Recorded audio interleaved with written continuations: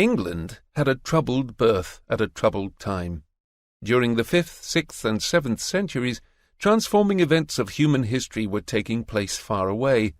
The great Chinese Empire was reunited under the Tang dynasty.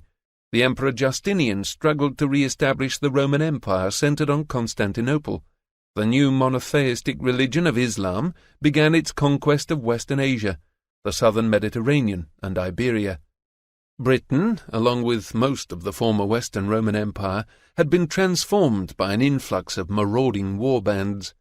But unlike most provinces, it did not come under the power of a single Germanic conqueror with a large army, able to set up an extensive kingdom, such as Clovis, king of the Franks from 481, who dominated Gaul, or Theodoric the Great, who established an Ostrogothic kingdom in Italy in 493, or Clovis's Frankish successor Charlemagne, reigned 768 to 814, who created a vast, if ephemeral, empire from the Pyrenees to the Baltic, being crowned emperor by Pope Leo III in the auspicious year 800.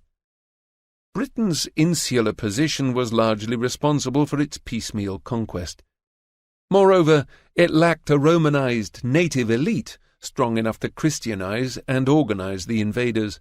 Hence, it became the most fragmented and paganized part of the former Roman Empire.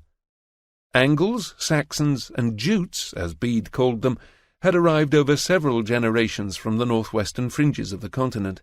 Like many of the groups on the move in Europe, they were not necessarily homogeneous ethnic units. It would be mistaken to imagine them as tribes, let alone nations.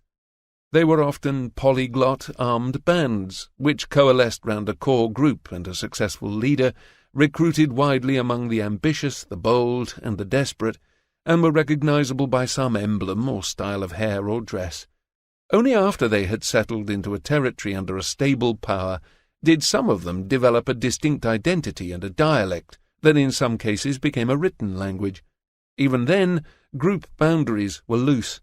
Languages were in flux, with Germanic and Latin dialects coalescing and diverging in different ways.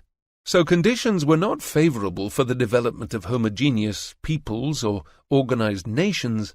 The identities that mattered were either wider, for example, to co-religionists, or much narrower, to family and kin group, to local community, to a war leader. These overrode any larger loyalty, for they made life possible, giving protection, keeping order, dealing out punishment and reward.